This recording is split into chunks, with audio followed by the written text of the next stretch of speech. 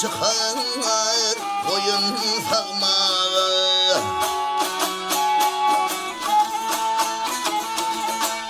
Gözüm düştü yakanda küdüme,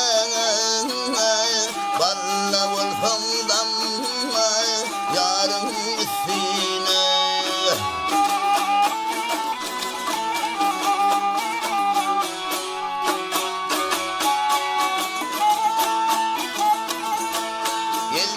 Elmeğindeki dür kumaşın, anzıtma yarım yarım sıtmasın aşın.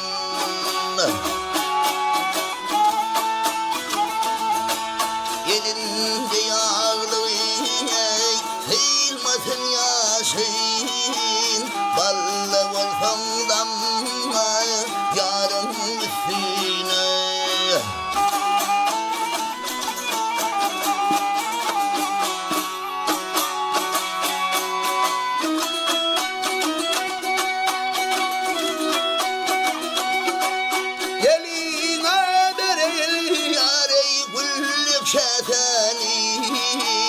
Başına salayın yarım İpek Hasan'ı.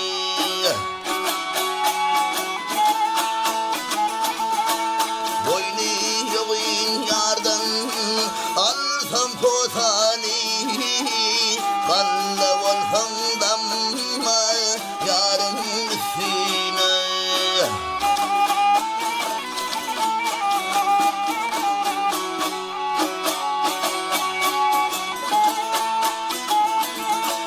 Yarım otursa di ağ içinden, ceylan etsin havama kavlar içinde.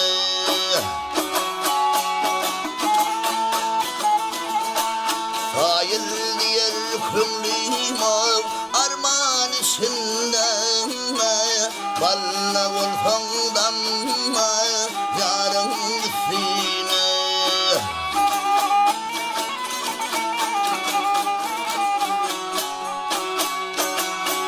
Hayır diyer kümlüm arman içinden, balla volfamdan yarın üstüne. Yağma bulut sevem